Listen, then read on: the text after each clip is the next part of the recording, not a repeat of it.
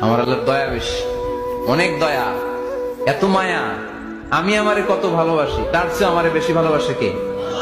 আমার আব্বা আম্মা আমাকে কত ভালোবাসে, তার চেয়ে আমাদেরকে বেশি ভালোবাসে কে? খেয়াল রাখবেন, আল্লাহর দয়া ছাড়া পৃথিবীতে আমাদের বেঁচে থাকা সম্ভব, আল্লাহর দয়া ছাড়া আমাদের জান্নাতে যাওয়া সম্ভব।